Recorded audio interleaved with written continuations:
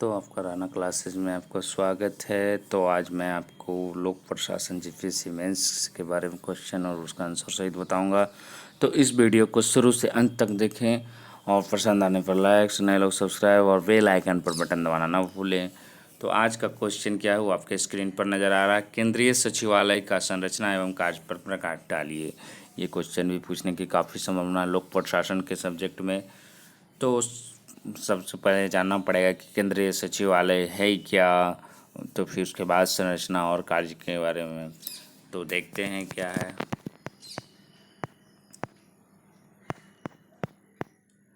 तो केंद्रीय सचिवालय में केंद्र सरकार के सभी मंत्रालय और विभाग शामिल होती है।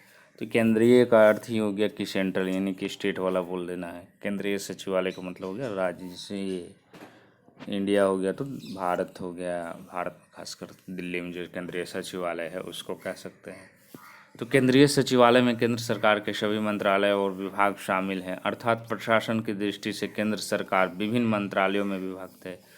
तो सबसे पहले जो आप देखते होंगे कि सरकार का जब गठन होता है तो बहुत सारे मंत्री अलग अलग, जैसे पथ निर्माण मंत्री, रक्षा मंत्री, तो सभी के अलग अलग हैं जो कि मंत्रालय में विभक्त होता है। सबसे ऊपर क्या हो गया, केंद्रीय सचिवालय, उसके बाद क्या हो गया, मंत्रालय में वो बटा हुआ रहता है। केंद्रीय सचिवालय में ऐसे सभी मंत्रालय विभाग की एक समष्टि है। एक मंत्रालय में सामान्यतः कितने होते हैं, 2 से 4 विभाग होते हैं। आप कहिएगा एक ही मंत्रालय में 2 से 4 विभाग, कैसे, जैसे वित्त विभाग में हो गया तो उसमें कभी उसमें जीएसटी के लिए अलग हो गया, तो किसी के लिए वित्त आयोग के लिए अलग हो गया। तो इस प्रकार 2-4 विभाग हो सकते हैं, किंतु किसी किसी मंत्रालय में कोई भी विभाग नहीं होता है। जैसे विदेश मंत्रालय में कोई विभाग नहीं होता, तो ये भी हो सकता है। इस प्रकार कुछ ऐसे विभाग भी हैं जिन्हें किसी मंत्रालय के अधीन नहीं रखा गया, जैसे परमाणु ऊर्जा विभाग। मंत्रालय और विभागों के राजनीतिक प्रमुख मंत्रीगण तथा प्रशासनिक प्रमुख सचिवगण होते हैं। मतलब कुछ ऐसे भी हैं जिनका कोई भी मंत्रालय के अधीन भी नहीं रखा गया है। तो तीनों का टर्म एंड कंडीशन है। अब देखते हैं कि भारत के संविधान के जो अनुच्छेद है 77 में केंद्र सरकार के कामकाज को अधिक सुविधाजनक और इन कार्यों को मंत्रियों को सौंपने संबंधी नियम बनाने का अधिकार किसको है, भारत के राष्ट्रपति है। तो ऑब्जेक्टिव में भी पूछ सकता है कि जो सुविधाजनक बनाने के लिए कामकाज को कौन अधिकार किसको है, राष्ट्रपति। किस नियम के तहत है, तो भारत के संविधान के अनुच्छेद 77 में केंद्र सरकार को काम को सुलभ बनाने के लिए है। यह क्या करता है, विभाजन और प्रणाली का आधार है। इसकी विशेषता यह है कि मंत्री को मंत्रालय या विभाग का प्रभारी बनाया जाता है, जो राष्ट्रपति की ओर से आदेश जारी करता है। तो ये हो गया कि आपको किसी भी मंत्रालय, जैसे मान लीजिए वित्त मंत्री हो गए, रक्षा मंत्री हो गए, खेल मंत्री हो गए, तो ये सब को जो भी राष्ट्रपति की ओर से आदेश है जो कि मिलता है इनको। इस प्रकार मंत्रालय विभाग की धारणा का सूत्रपात विभाजन पोर्टफोलियो प्रणाली से हुआ है। कार्य आवंटन के नियम, जिसको इंग्लिश में एलोकेशन ऑफ बिजनेस रूल में, निर्दिष्ट मंत्रालयों विभागों के समूह को केंद्रीय सचिवालय के रूप में जाना जाता है। तो किसको किसको जाना जाता है, कार्य आवंटन के नियम में निर्दिष्ट मंत्रालय विभागों के समूह को केंद्रीय सचिवालय के रूप में जो कि जाना जाता है। वर्तमान में केंद्र सरकार के मंत्रालय आवलिक विभाग भारत सरकार कार्यों को बंटवारा नियमावली किससे शासित है, तो नियमावली 1961 से शासित है। अब मंत्रालय की जो है संरचना देखते हैं, स्ट्रक्चर ऑफ ए मिनिस्ट्री। अब एक मंत्रालय में क्या क्या चीज़ होते हैं। केंद्र सरकार के मंत्रालय विशेष की संरचना 3 स्तरीय होती है। पहला क्या होगी, राजनीतिक प्रमुख अथवा कैबिनेट मंत्री, जिसकी सहायतार्थ राज्य मंत्री और उप मंत्री होते हैं, किंतु कभी कभी राज्य मंत्री भी स्वतंत्र प्रभार में मंत्रालय और विभाग का राजनीतिक प्रमुख होता है। तो ये जानना पड़ेगा आपको कि मंत्रालय होते कितने। आप कैबिनेट मंत्री आप देखते होंगे, कैबिनेट मंत्री जो था वो जब सरकार बनती है तो शपथ लेते हैं। फिर उसके बाद क्या है कि सचिव की अध्यक्षता में सचिवालय संगठन सचिव लोक सेवक होता है। सचिव लोक सेवक का मतलब क्या हो गया, सचिव सरकारी होता है, गवर्नमेंट का होता है।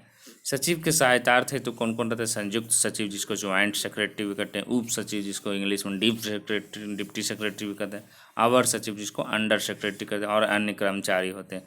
इस प्रकार सचिवालय संगठन में 2 विशेष घटक कौन कौन हो गए, अधिकारी और कार्यालय। कर्मचारियों को निर्देशित और नियंत्रित करने तथा लिपिकीय कार्य को संपादित निष्पादित करने के लिए, ये सब जो संगठन है, जो जो सचिवालय का जो भी अधिकारी और ये क्यों क्या होता है, कर्मचारियों को निर्देशित और नियंत्रित करने तथा लिपिकीय कार्य को संपादित निष्पादित करने के लिए होते हैं। विभाग की प्रमुख की अध्यक्षता में कार्यकारी संगठन होता है। इन विभागों के विभिन्न पदनामों, जैसे कोई कभी कभी निदेशक बनते हैं, जैसे महानिदेशक, महानिरीक्षक, आयुक्त, महानिरीक्षक, मुख्य नियंत्रक आदि के नाम से जाना जाता है। जैसे आयुक्त हो गए, उप विकास आयुक्त हो गए, महानिरीक्षक हो गए, आईजी हो गए, डीआईजी हो गए, निदेशक, डायरेक्टर हो गए, ये सब के भी प्रमुख वो है जो कि अलग अलग कार्यकारी संगठन, इन लोगों को जो हेड होते हैं उनका नाम इस तरह दिया जाता है। अब सचिवालय का जो संगठन है उसके बारे में जानते हैं। नीचे के मंत्रालय में संगठन अधिकारियों के पदक्रम का उल्लेख किया गया, जो आप देख सकते हैं। पहले इकाई को विभाग हो गया, और विभाग में क्या हो गया, सचिव या अतिरिक्त सचिव रहते हैं। स्कंद क्या हो गया, अतिरिक्त सचिव या ज्वाइंट सेक्रेटरी। प्रभाग क्या हो गया, निदेशक या उप सचिव होते हैं। शाखा में क्या हो गया, अवर सचिव होते हैं। तो ये इसका संगठन। और अनुभाग में अनुभाग अधिकारी, अनुभाग मतलब सेक्शन हो गया। प्रत्येक मंत्रालय मुख्यतः उसके विभागों में बटा होता है। प्रत्येक विभाग में क्या होता है, स्कंधों में, प्रत्येक स्कंध प्रभागों में तथा प्रभाग शाखाओं में बटे होते हैं। प्रत्येक शाखा अनुभागों में बटा होता है। तो ये आपको सीरियली रखना पड़ेगा कि विभाग हो गया, फिर स्कंध हो गया, फिर स्कंध प्रभाग हो गया, फिर अनुभाग हो गया। कौन कौन हो गया, फिर से ध्यान देते हैं। विभाग, फिर स्कंध में हो गया, स्कंध प्रभाग में हो गया, फिर अनुभाग हो गया। अनुभाग को क्या कहा है, जैसे कार्यालय भी कह सकते हैं। किसी मंत्रालय या औलिक विभाग की सबसे छोटी और सबसे निचली स्तर की इकाई क्या है, सेक्शन हो गया अनुभाग, जिसको अब है स्प्लिट सिस्टम क्या है, किस तरह बंटवारा किया जाता है। इसको हिंदी में विपाटन प्रणाली भी कहते हैं। भारत में सचिवालय प्रणाली नीति निर्धारण को कार्य को नीतिक कार्यान्वयन कार्य से अलग रखने के सिद्धांत पर आधारित है। विभाजन की इस प्रणाली में सचिवालय को केवल नीति निर्धारण कार्य तक सीमित रखा गया, और इस प्रकार सचिवालय नीति कार्यान्वयन कार्य में दखल नहीं दे सकता। नीति को कार्य रूप दिए जाने का कार्य सचिवालय के बाहर की कार्यपालक एजेंसियों पर छोड़ दिया जाना चाहिए। इससे लाभ क्या है, ये जो सिस्टम है, द स्प्लिट सिस्टम, या इसको हिंदी में विपाटन प्रणाली भी कहते हैं, उसके लाभ क्या है। इसमें सचिवालय कर्मी नीति निर्माता को नीति नियोजन कार्य में राष्ट्रीय हित, लक्ष्यों और अपेक्षाओं के संबंध में सहायता मिलती है। ऐसा इसलिए कि वे दिन व प्रतिदिन प्रशासनिक जिम्मेवारी से मुक्त हैं, क्योंकि वो उनको ये नहीं है कि आपको फील्ड में जाना ही जाना है। नहीं जाने से उनको नियम बनाने हैं और नीचे से कलेक्ट करना है, नीचे जिले कमिश्नरी से जो भी सूचना है वो कलेक्ट करना है। इस प्रणाली की सहायता सचिव उन प्रस्तावों की जांच सरकार के विस्तृत दृष्टिकोण को ध्यान में रखते हुए निष्पक्ष रूप से कर सकता है, जिन्हें कार्यपालक एजेंसियों ने तैयार किया है। ऐसा इसलिए कि वे सचिव समग्र रूप से सरकार का सचिव होता है, न कि मंत्री मात्र। जो सचिव होते हैं वो सिर्फ मंत्री के नहीं, वो सरकार के भी होते हैं। इस प्रणाली से कार्यपालक एजेंसियों को नीतियों कार्यान्वित करने की आज़ादी मिलती है, क्योंकि इस प्रणाली के तहत सचिव को नीति निर्माण कार्यान्वयन के कार्य में दखल नहीं देना होता, अपितु स्वयं को नीति निर्माण का कार्य तक ही सीमित रखना होता है। इस प्रकार यह प्रणाली अधिकतर प्राधिकारों के विशिष्टकरण और प्रत्यायोजन को प्रोत्साहित करती है तथा अति विकेंद्रीकरण को दूर करती है। मतलब है जो कि सचिवालय में काम होगा और नीचे जो कार्यपालक एजेंसियाँ उनको नियम बनाने और सबको छोटे उसमें डिस्टर्ब नहीं करेंगे। इस प्रकार प्रणाली के द्वारा कानूनों को बंटवारा दो अलग अलग एजेंसियों में करके सचिवालय का कार्यपूर्ण दृष्टि से छोटा करने में मदद मिलती है। कार्य क्षेत्र के कार्यक्रम क्रियान्वयन का निष्पक्ष मूल्यांकन सचिवालय कर्मियों द्वारा किया जाता है। इस कार्य की जिम्मेदारी कार्यपालक एजेंसियों को नहीं, उसका जो निरीक्षण करना, मूल्यांकन करना, वो किसके द्वारा, सचिवालय। इस संदर्भ में भारतीय सचिवालय का मॉडल ब्रिटिश व्हाइट मॉडल से भिन्न है। ब्रिटेन में हर मंत्रालय नीति निर्माण और नीति कार्यान्वयन के दोनों के लिए उत्तरदायी होता है, लेकिन यहाँ भारत में नहीं है। उसका नीति निर्माण के लिए नीचे वाले जिम्मेदार होते हैं, कार्यपालक एजेंसियाँ जिम्मेदार होती है। अब केंद्रीय सचिवालय की भूमिका एवं कार्य देखते हैं क्या है। सचिवालय एक क्या है, स्टाफ एजेंसी है। इसका कार्य भारत सरकार को उसकी जिम्मेदारी और कर्तव्यों के निर्वहन में सहयोग एवं सहायता करना है। यह सरकार के लिए सूचना भंडार स्वरूप है, जो विगत की कार्यवाहियों और कार्यों के प्रकाश में भावी नीतियों, उभरती समस्याओं और वर्तमान कार्यपालकों की जांच कार्य में सरकार की सहयोग करता है। किसी विषय पर सरकारी स्तर पर लिए जाने वाले निर्णय से पहले विषय की विस्तृत जांच परख का काम सचिवालय द्वारा किया जाता है।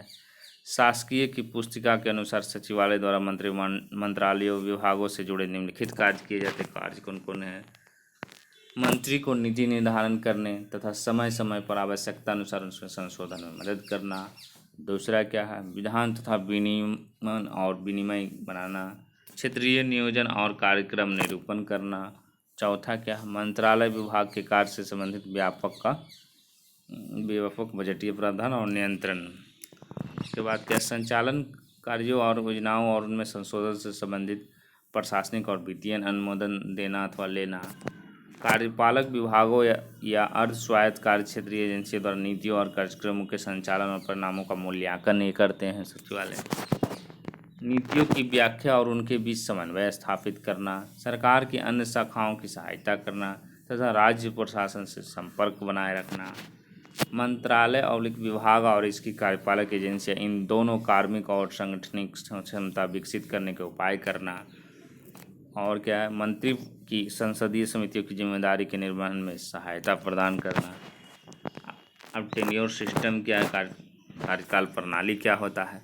सचिवालय में उन पदों को श्रेष्ठ माना गया है जो अधिकारियों द्वारा बनाए गए हैं नियमानुसार राज्यों या कुछ केंद्रीय सेवाओं जिससे कुछ विशिष्ट समय के लिए आते हैं तथा अपने कार्यकाल की समाप्ति पर संबंध राज्यों या सेवाओं में वापस चले जाते हैं। सरकार शब्दावली में इसे कार्यकाल प्रणाली कहते हैं।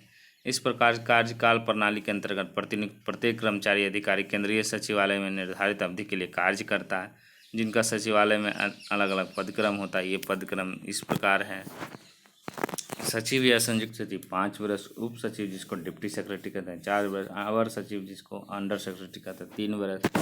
भारत में कार्य प्रणाली की शुरुआत वर्ष 1905 में भारत के तत्कालीन गवर्नर जनरल लॉर्ड कर्जन द्वारा किया गया था।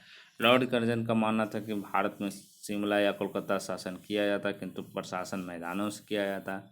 लॉर्ड कर्जन जिसे कार्यकाल प्रणाली का जनक भी कहते हैं कि इसी विश्वास के फलस्वरूप कार्यकाल प्रणाली की शुरुआत हुई। तो ये हो गया आपको केंद्रीय सचिवालय की संरचना और कार्य प्रकार डाले।